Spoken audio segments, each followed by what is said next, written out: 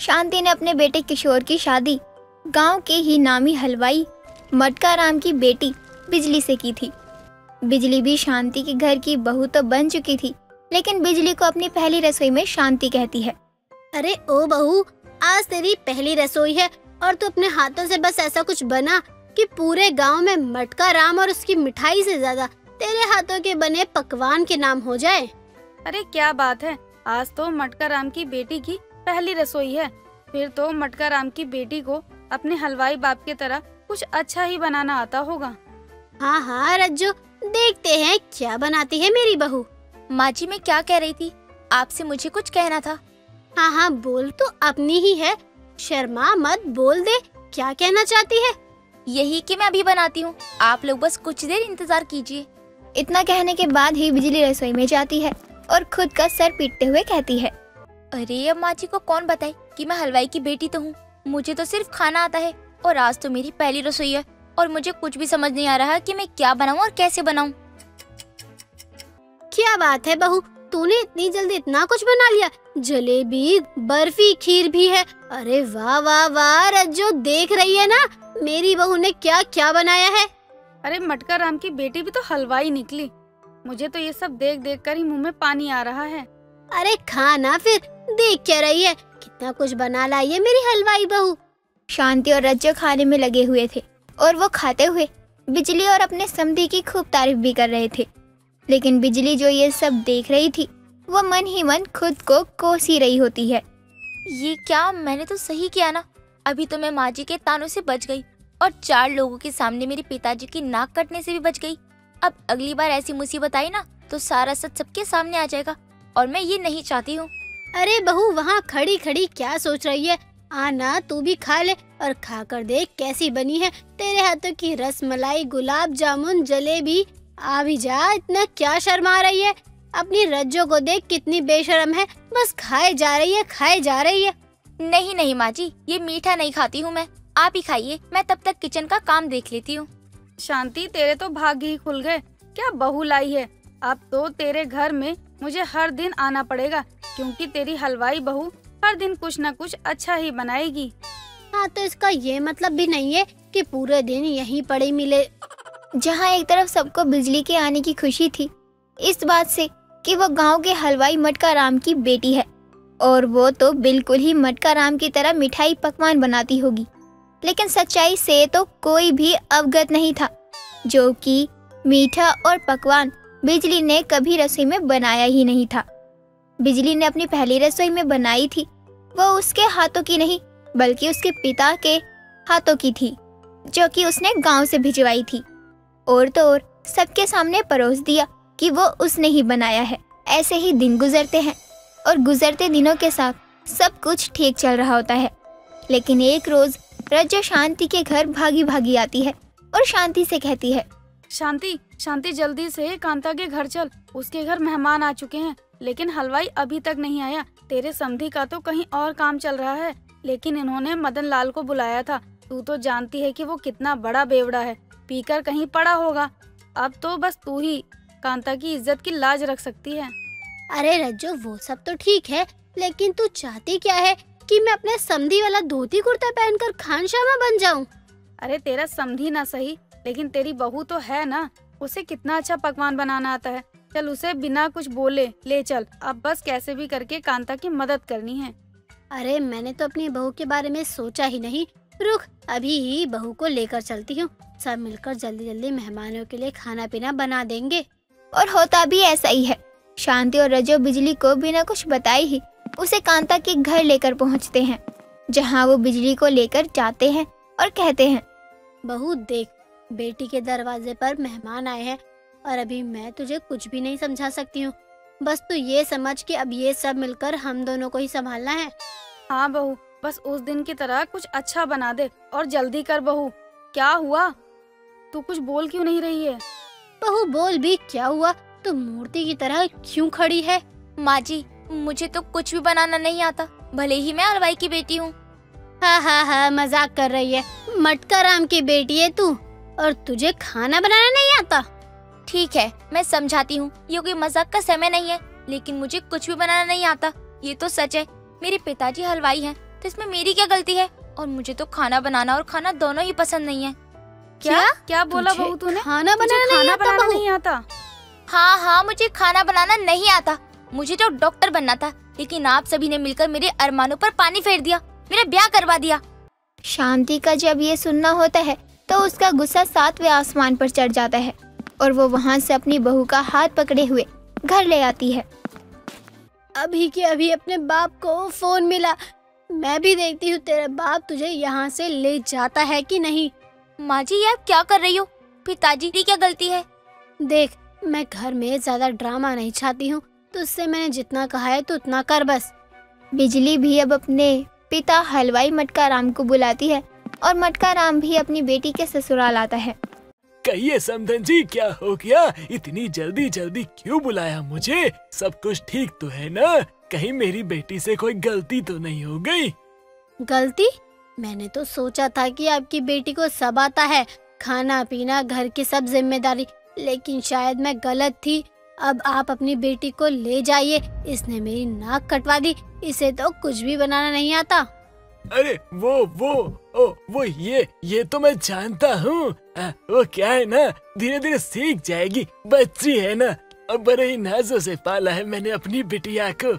मेरी बिटिया ना बहुत होशियार है, उसे थोड़ा थोड़ा करके सिखाओगी ना वो बिल्कुल सीख जाएगी। यही तो रह गया है, घर बहू भी लाऊं और उसे खाना बनाना भी सिखाऊं मैं। मुझे माफ कर दो समधन जी, लेकिन आप मेरी बेटी को ताना मत दो। मैं अपनी बेटी से बहुत प्यार करता हूँ। आप एक काम कीजिए, मेरी बेटी को मेरे साथ भेज दीजिए, मैं उसे कुछ दिनों में खाना बनाना सिखा दूंगा, उसके बाद उसे वापस दे जाऊंगा। अब तो आप ले जाइए अपनी बेटी को, मुझे जरूरत नहीं है आपकी बेटी की।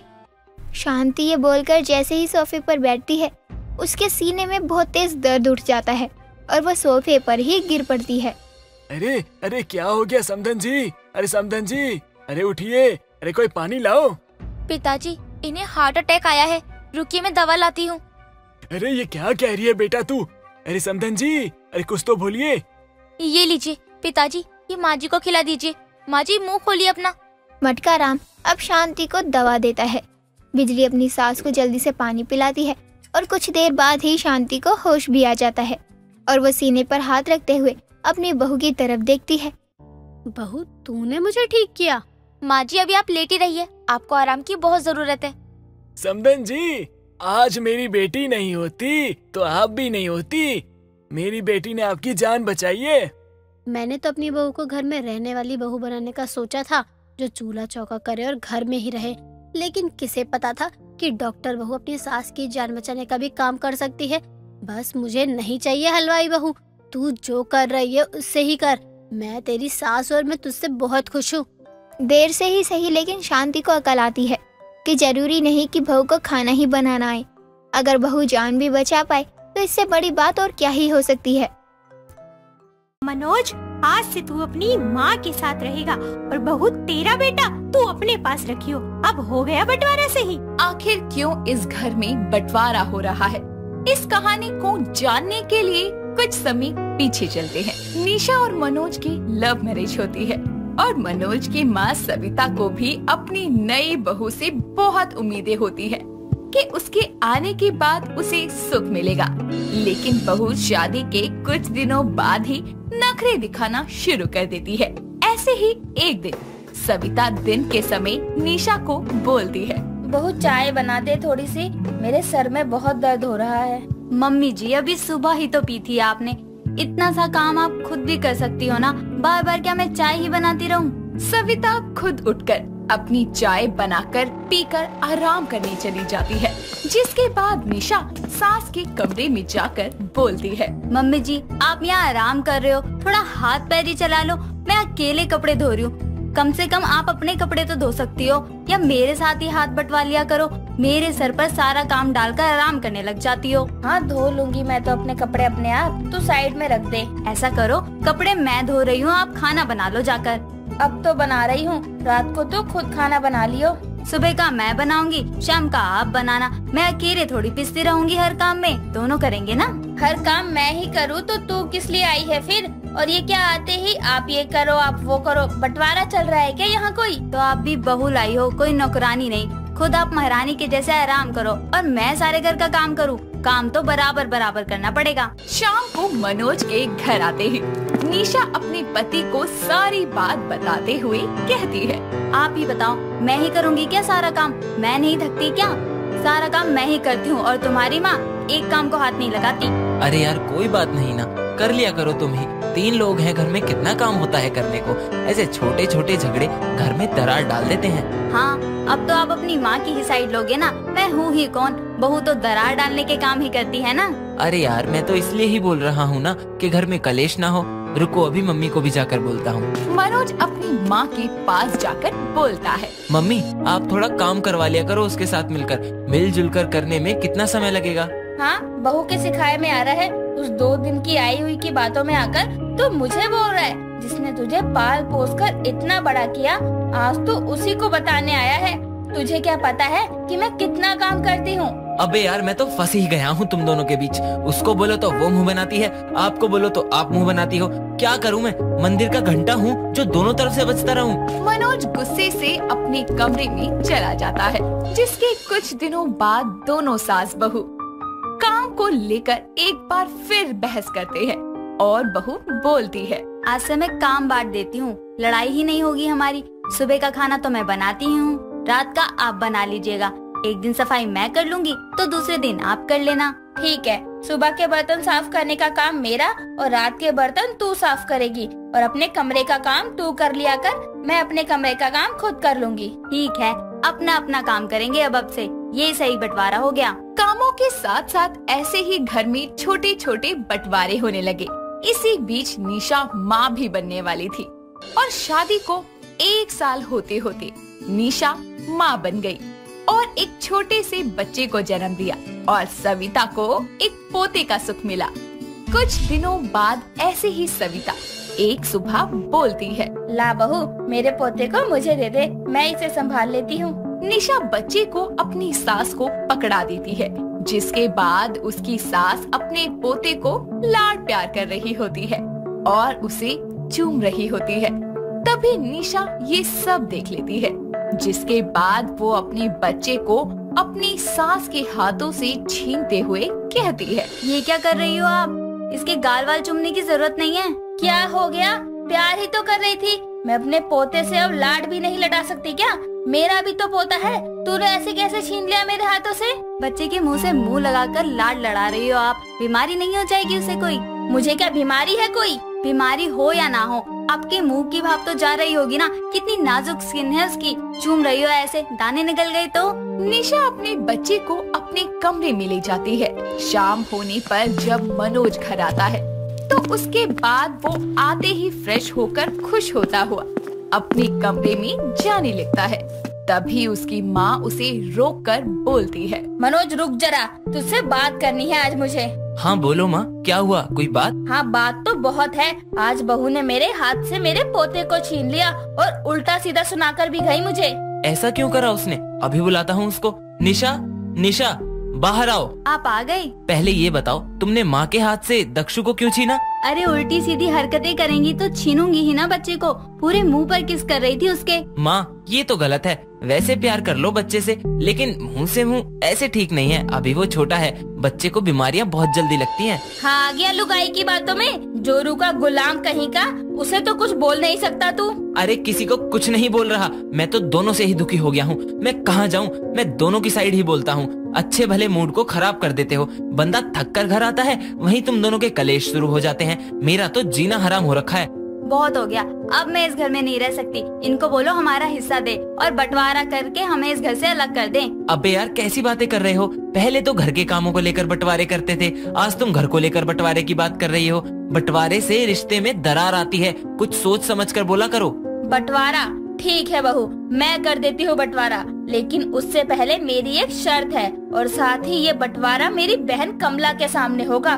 मैं कल ही उसे बुला लूंगी। सविता अगली सुबह अपनी बहन कमला को फोन करके घर बुलाती है, जिसके बाद कमला इनके घर आकर देखती है कि घर का सारा सामान 2 अलग हिस्सों में हॉल में रखा है। और तभी सविता उसको चाय नाश्ता करवाते हुए घर के छोटे छोटे बंटवारे तक की बात बताती है। जिसके बाद सब एक साथ हॉल में आकर खड़े हो जाते हैं और तभी कमला बोलती है, बहू तू सही में बंटवारा करना चाहती है? जी मासी जी, हमें बंटवारा करना ही है क्योंकि रोज रोज के कलेश से तंग आ गई हूँ मैं। तो बहू बंटवारे करने के लिए मैं भी तैयार हूँ। मैंने कहा था ना, मेरी एक शर्त है। वो शर्त ये है कि तुझे अपना बेटा मुझे देना होगा। मैं अपने पोते के साथ रहूंगी, फिर मैं बंटवारा करने के लिए तैयार हूँ। ये कैसी शर्त है? मैं अपने बच्चे को नहीं दूंगी, इसके बिना भला मैं कैसे रहूंगी? हाँ ये बात तो सही है, एक माँ अपने बच्चे के बिना कैसे रह सकती है। इसलिए मनोज आज से तू अपनी माँ के पास रहेगा और बहू तेरा बेटा तू अपने पास रखियो। अब एकदम सही बंटवारा है, बराबर के हिस्से आए हैं दोनों के।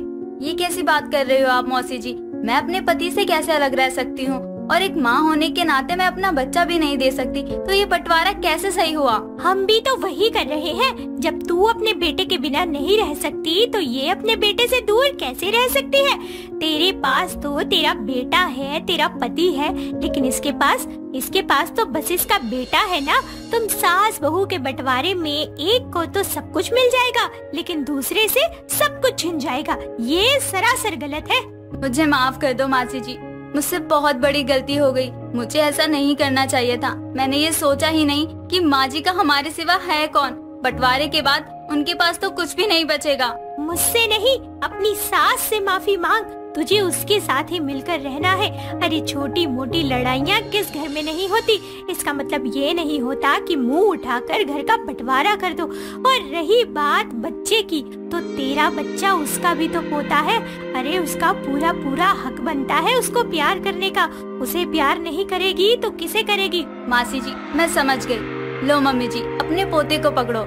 आप मेरे बेटे को संभालो, मैं आपके बेटे को संभालती हूँ। आज के बाद कभी बंटवारे की बात नहीं करूँगी। आज से हम साथ में खुशी से रहेंगे। कमला की समझदारी से दोनों सास बहू का बंटवारा हमेशा के लिए खत्म हो जाता है और दोनों खुशी खुशी रहने लगती हैं। लवली हंसते हुए अपनी माँ से फोन पर बात करते हुए सफाई कर रही होती है। तभी उसकी सास कलावती उसकी आवाज सुनकर कमरे में आकर कहती है, हंसले और जोर जोर से हंसले ताकि पड़ोसियों को भी पता चले कि कलावती की बहू कैसे राक्षसों की तरह हंसती है। माँ मैं बाद में कॉल करती हूँ। इतना कहकर लवली कॉल कट करके सफाई करने लगती है और उसकी सास कलावती कहती है, अरे बहू, सफाई तो बाद में भी हो जाएगी। तू पहले जी भरकर अपनी माँ से बतिया ले। सफाई का क्या है, इंसान गंदगी में भी रह लेगा लेकिन बिना बात किए नहीं रह सकता। सासू माँ सफाई तो पहले ही कर ली मैंने। वो तो यहाँ थोड़ी धूल जमी थी, मैं उसे ही साफ कर रही थी बस। मेरी नालायक बहू, अब अपनी लापरवाही छुपाने के लिए बहाने मत बना। अरे सफाई भी काम होता है और काम को जिम्मेदारी से किया जाता है। पहले काम कर ले, फिर जी भर के अपने मायके वालों से बात कर लियो। जी मैं ध्यान रखूंगी। इतना कहकर लवली अपना काम करने लगती है और कलावती चली जाती है। लवली अपना काम चाहे जितना भी अच्छा कर ले, उसकी सास तब भी उसे लापरवाही समझा करती। एक दिन नाश्ते के समय कलावती उसके कमरे में गुस्से में आकर कहती है, बहू तू कितनी लापरवाह है। कल शाम को ही मैंने तुझे कहा था कि मुझे सुबह 4 बजे उठा दियो ताकि मैं अपनी खाली पेट वाली दवाई खाकर मंदिर में शांति से पाठ कर सकूं। पर अभी 8 बज रहे हैं और मुझे खुद उठना पड़ रहा है। बताओ। सासू माँ, मैंने तो आपको उठाने के लिए 4 बजे का अलार्म लगाया था। आपके कानों में उसकी आवाज नहीं गई क्या? अलार्म लगाने की जगह तुम खुद माँ को जगा देती। माँ की सेहत का सवाल है, लापरवाही मत किया करो। अरे मैं अपने कामों में कभी लापरवाही नहीं करती। बहुत बढ़िया, लापरवाही खुद करो और फिर चिल्लाओ दूसरों पर। सही है। इतना कहकर कलावती मुंह बनाते हुए वहाँ से चली जाती है। उसी शाम कलावती की पड़ोसन झुमकी घर आती है। तभी लवली उसके लिए नाश्ता लाकर उन्हें देती है और वहाँ से चली जाती है। कसम से कलावती, बहू के आने के बाद सुख ही सुख है। देख अभी तुझे बिना मांगे ही चाय मिल गई और तो और खाना पीना घर का सारा काम समय पे हो जाता होगा और मैं अपने घर में अकेली ही खटती रहती हूँ। अरे काहे का सुख, वो तो तू आई है इसलिए महारानी चाय ले आई, वरना अब तक 4 बार इसके नाम का जाप ना कर लो ना, तब तक तो इसके कान में जूं क्या लीक भी नहीं रेंगती। ऊपर से ऐसी लापरवाही से काम करती है, पूछो मत। आज सुबह ही इस बात पर मैं इसे समझा रही थी, लेकिन उसमें भी ये मुझसे बहस करने लगी। हाय हाय, कैसी बातें कर रही है। तेरी बहू शक्ल से तो ऐसी मालूम नहीं होती। शक्ल से तो तू भी पोपट मालूम पड़ती है, लेकिन है क्या? नहीं ना। फिर अपनी सास की ये सारी बातें दूर खड़ी लवली सुन रही होती है, जो कहती है, हद हो गई। मतलब एक काम में मुझसे जरा से गलती क्या हो गई तो मेरी सास ने मुझे लापरवाह समझ लिया, और समझा तो समझा, उसके बाद पड़ोसन के आगे मेरी चुगली भी की। सासू माँ सच में सठिया गई है, पर कोई बात नहीं। अब जब मुझ पर लापरवाही का थप्पा लग ही गया है तो क्यों ना इनको लापरवाही के दर्शन करवा दूं। लवली जान गई थी कि उसकी सास अपनी हरकतों से बाज नहीं आने वाली। फिर क्या था, लवली ने भी सोच लिया कि जैसा सास उसे समझती है वो उसके साथ वैसा ही बर्ताव करेगी। और एक दिन दोनों सास बहू मंडी में सब्जी लेने जाती है। लवली सारी सब्जी तुलवा कर सब्जी वाले को पैसे दे देती है और देखती है कि उसकी सास किसी और औरत से बातें करने में लगी है। तभी वो कहती है, अच्छा भैया 405 रुपए हुए ना, ठीक है ये लो। सासू माँ सब्जी उठा लेना, मैं खीरे ले लेती हूँ। अब अपनी गपशप में लगी कलावती कहाँ लवली की बात सुनती। थोड़ी देर बाद जब वो पलटकर देखती है तो लवली उसे खीरे की दुकान पर मिलती है। वो बिना सब्जी उठाए ही उसके पास चली जाती है और दोनों घर आते हैं तो लवली कहती है, लाइए सासू माँ सब्जी दीजिए, मैं फ्रिज में रख देती हूँ। सब्जी? कौन सी सब्जी? आलू, टमाटर, बैंगन, घिया और हाँ पुदीना भी, ये सारी सब्जी। मुझे क्या पता कहाँ है सब्जियाँ? कमाल करती हो सासू माँ, मैंने आपको सब्जियाँ उठाने के लिए कहा था। अब ये तो मत कहना कि आपने सुना नहीं, क्योंकि मैंने कहा था इसका मतलब सब्जियाँ वहीं रह गई। अरे क्या सुना नहीं, बताओ। सब्जी तूने छाटी, तुलवाई तूने, पैसे तूने दिए, तो सब्जियां उठाने में तुझे मौत आ रही थी। मतलब पैसे देकर सब्जियां वहीं छोड़ाई। इतनी लापरवाह हो गई है तू। सासू माँ, मैं लापरवाह हूँ तो क्या हुआ, कम से कम आपको तो ध्यान रखना चाहिए ना। चलिए अब दोबारा मंडी चलते हैं। अरियो, दोबारा मंडी चलते हैं? दिमाग का इलाज करा जाके। पैसे तेरे पापा जी नहीं भेज रहे जो फूक कर आ जाओ दोबारा से। तू रहने दे, मैं खुद ही जाकर लेकर आती हूँ सब्जी। इतना कहकर कलावती दोबारा मंडी के लिए निकल जाती है और लवली मुस्कुराने लगती है। अगली सुबह लवली कान में एयरफोन लगाए बिना फैन ऑफ किए ही झाड़ू लगा रही होती है। तभी सारी धूल उड़कर सामने से आ रही कलावती के मुंह पर जाती है और वो खांसते हुए कहती है, अरे ओ नासपीटी, ये क्या कर रही है? क्या सासू माँ, क्या बड़बड़ा रही हो? थोड़ा ऊंचा बोलो ना, सुनाई नहीं दे रहा।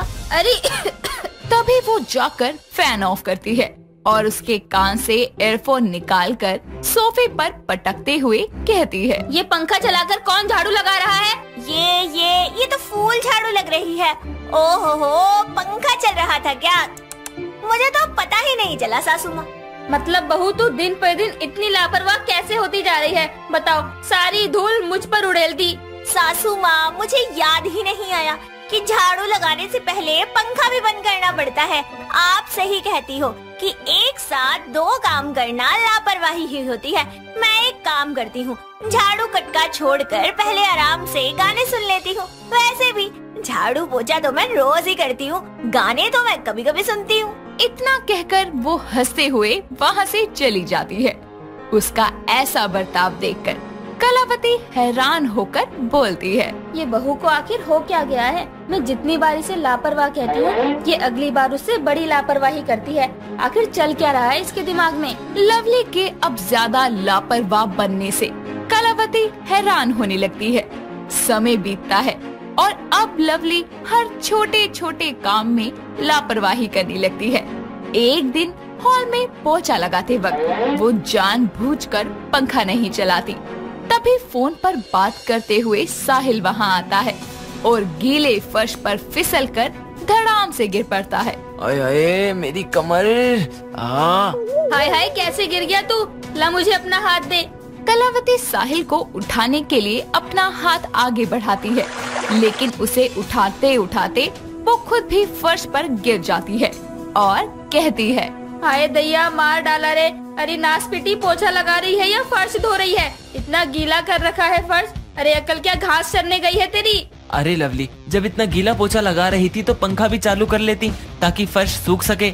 ओहो, मैं कितनी लापरवाह हो गई हूँ, पंखा चालू करना भूल गई। बस कर, तेरी लापरवाही की तो हद हो गई। उस दिन पंखा बंद करना भूल गई और आज चलाना भूल गई। इतनी लापरवाह तो तू नहीं थी। हाय मेरी कमर। हाँ सासू माँ, वही तो, मुझे तो लापरवाह बनने पर आपने ही मजबूर किया है। अभी देखो ना, जब मैं सारे काम सही करती थी तब भी आपको उसमें मेरी लापरवाही नजर आती थी। फिर मैंने सोचा कि जब मुझ पर लापरवाही का टैग लग ही गया है तो क्यों ना खुल के लापरवाही कर ली जाए। मतलब ये सब तुमने जानबूझकर किया? अभी ये लापरवाही का नगाड़ा बंद करो और हमें संभालो। हाँ हाँ, क्यों नहीं। इतना कहकर वो दोनों की तरफ अपना हाथ बढ़ाती है और दोनों उसे भी अपने साथ जमीन पर पटक देते हैं और लवली दर्द भरी आवाज में कहती है, आए हाय, मिल गई आपको शांति, अपने साथ साथ मेरी भी कमर में लचक लाकर। हाँ तो और बनने लापरवाह बहू। इसी बात पर सास बहू और बेटा जमीन पर पड़े पड़े हंसने लगते हैं। कनिष्का अपने ऑफिस से घर आकर बैग सोफे पर रखकर सीधा अपनी माँ के पास जाकर कहती है, मम्मी खाने में क्या बनाया है आपने? घिया और रायता बनाया है। क्या है मम्मी, घिया तोरी टिंडे के अलावा भी आप कुछ और बनाती ही नहीं है कभी। मेरा मन नहीं है ये सब खाने का। चुपचाप जो बना है ना वो खा ले। और हाँ, कल से ना तेरे नाम का खाना ही नहीं बनेगा घर में। हाँ तो सही है, फिर कोई अच्छे से सब्जी बना लिया करो ना। मेरा चावल खाने का मन था वैसे भी आज। खुद ही बना लिया कर, फिर खुद भी कुछ सीख ले। हाँ हाँ, थोड़ा आराम करके फिर बनाती हूँ। मेरा कुछ बनाने का मन ही नहीं कर रहा। साथ वाली चाची के घर जाकर पूछती हूँ क्या बनाया है उन्होंने। अरे बाहर क्यों जा रही है तू इतनी रात को? मम्मी मैं अभी आ रही हूँ, चाची के घर जा रही हूँ। कनिष्का अपनी चाची मंजू के घर जाकर बोलती है, मंजू चाची खाने में क्या बनाया है आज आपने? बेटा मैंने तो दाल चावल बनाए हैं, खा ले। दीदी ने क्या बनाया है? मम्मी ने तो आज घिया बनाया है जो मुझे कतई पसंद नहीं है। कोई नहीं, तू मेरे पास खा ले। ठीक है चाची, गुड नाइट। कनिष्का अपने घर आकर अपनी माँ से कहती है, मम्मी चाची ने क्या बढ़िया मजेदार दाल चावल बना रखे थे, मैं तो उंगलियां चाटती ही रह गई। अच्छा, उंगलियां तो नहीं खाई तूने। अब तुझे घर का खाना अच्छा नहीं लगेगा, दूसरों से मांग मांग कर खाना जो तुझे अच्छा लगने लगा है। दाल चावल खाने के बाद अपनी मम्मी की थोड़ी सी डांट खाकर कनिष्का सोने चली जाती है। अगले दिन सुबह उठकर वो तैयार होकर बोलती है, ऑफिस जा रही हूँ मैं। अरे खाना तो लेती जा बेटा। चाची ने जो रात को मुझे दाल चावल पैक करके दिए थे ना, वही लेकर जाऊंगी। ऐसे ही कुछ दिनों बाद मंजू कनिष्का को बुलाकर घर ले आती है और उसे दाल चावल बनाना सिखाती है, जिसके बाद कनिष्का अपने घर आकर भी दाल चावल बनाती है और अपनी मम्मी के साथ खाना खाने बैठ जाती है।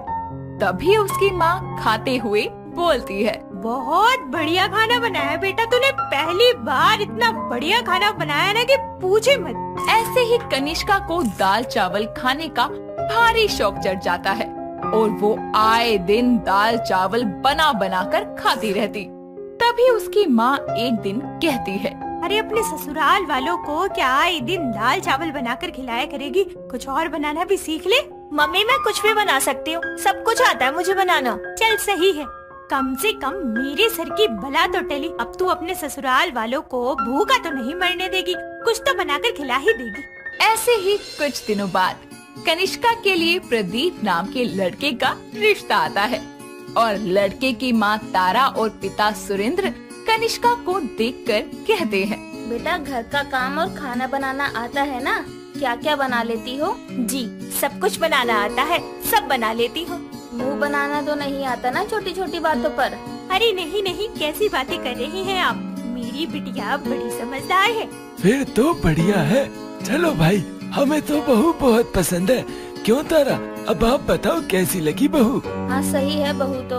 आपको हमारा बेटा पसंद है तो शादी की बात आगे बढ़ाएं। हाँ हाँ हमें तो पसंद है, तो बस एक बार दोनों बच्चे आपस में बात कर लेते तो बड़ा बेहतर होता। प्रदीप और कनिष्का भी एक दूसरे को पसंद कर लेते हैं और घर वाले सही मुहूर्त देखकर दोनों की शादी करा देती है। कनिष्का शादी करके अपने ससुराल आती है जहाँ पर उसकी सास गृह प्रवेश करवाते हुए कहती है, आओ बहू अंदर आओ, बहुत सुंदर है, नजर न लगे तुझे किसी की, एकदम चांद का टुकड़ा है, आराम से अंदर आ जा। प्रदीप बहू को कमरा दिखा दे बेटा, जरूरत हो तो कुछ मांग लेना। ठीक है माँ जी। तारा कुछ देर बाद दूध का ग्लास लेकर अपनी बहू के कमरे में जाकर कहती है, लो बहू दूध पी लो, फिर आराम कर लेना। और बताओ तुम्हें खाने में क्या क्या पसंद है, आज हम वही बना लेंगे। माँ जी कुछ भी बना लो, मैं तो सब कुछ ही खा लेती हूँ। नहीं बेटा शर्माओ मत, आज से ये तुम्हारा घर है। बताओ बताओ। माँ जी दाल चावल बहुत पसंद है मुझे। चला तेरी पसंद से दाल चावल ही बना लेते हैं। तारा सबके लिए दाल चावल और रायता बनाकर टेबल पर रखती है। सभी टेबल पर आकर खाना खाने लगते हैं। तभी दाल चावल देखकर प्रदीप बोलता है, मम्मी आज दाल चावल क्यों बना लिया आपने? पनीर चाप या मलाई कोफ्ता ये सब बनाते ना। बेटा बहू को दाल चावल ही पसंद है, इसलिए मैंने यह बना लिया। खाना कैसा लगा बेटा तुझे? अच्छा है माँ जी। और दो बेटा? नहीं नहीं माँ जी बस हो गया। और दो ना बहू, इतने में पेट थोड़ी भरा होगा, सही से खा लेना बेटा। अरे नहीं नहीं सच में मेरा पेट भर गया बस। खाना खाकर सब अपने अपने कमरे में आराम करने चले जाते हैं।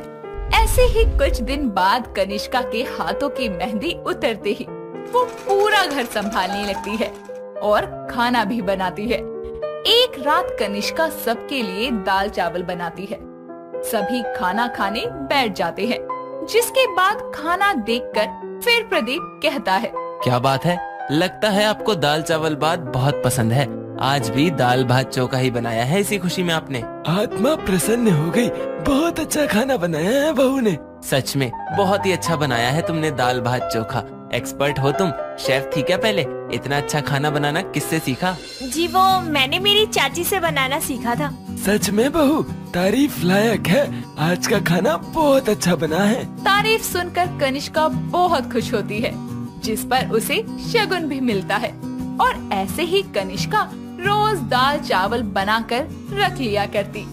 ये देखकर एक दिन खाने की टेबल पर बैठी तारा कहती है, बेटा रोज रोज एक ही चीज खाकर मन उब गया है, और कुछ बना लिया कर। रोज रोज दाल चावल सही नहीं है, मेरी तबीयत खराब हो गई है। आज पूरा दिन वॉशरूम में थी मैं। यार पेट भी नहीं भरता रोज रोज चावल खाने से, इतने भी पसंद नहीं है। तारीफ क्या कर दी, तुम तो रोज रोज दाल भात बना कर रख देती हो। बाकी सब्जियां खत्म हो गयी क्या? दाल दाल दाल 24 घंटे दाल चावल ही मिलते हैं, तबीयत खराब करोगी सबकी। दाल न हो गई बीरबल की खिचड़ी हो गई, बस भी करो, बात को खत्म करो, कल से बना लेगी बहू। और तू आराम से बात करा कर। नहीं पापा जी सही बोल रहे हैं ये। ऐसे ही गुस्से में प्रदीप खाना छोड़कर ऑनलाइन खाना ऑर्डर करता है और सबके लिए कढ़ाई पनीर मंगवा लेता है, जिसके बाद सब खाना खाकर आराम करने लगते हैं। और कुछ दिनों बाद कनिष्का के ससुर बोलते हैं, आज मेरा दाल चावल खाने का मन कर रहा है, बहू के हाथ के दाल चावल बनवाओ। बेटा आज तू दाल चावल बना ले, तेरे पापा जी का दाल चावल खाने का मन कर रहा है, मेरा भी कुछ बनाने का मन नहीं है वैसे भी। आज तो मजा आ गया, मेरे दिल की बात बोल दी पापा जी ने। आज तो मैं पेट भर के खाऊंगी। लेकिन माँ जी उन्होंने नहीं खाए तो? खा लेगा, अब तो बहुत दिनों बाद बन रहे हैं। शाम को खाना बनाने के बाद कनिष्का कहती है, खाना बन गया माँ जी। टेबल पर रख दो, सब आ रहे हैं खाने के लिए। वाह जी, आज तो दाल भात। ओ बबुआ दाल भात खाई वो। तू सुधरेगा नहीं ना, बहू से पंगे लेता रहता है। दोस्तों अगर आपको ये कहानी पसंद आई तो इसे लाइक करें, शेयर करें और कमेंट करके बताएं कि कहानी में आपको सबसे अच्छा क्या लगा।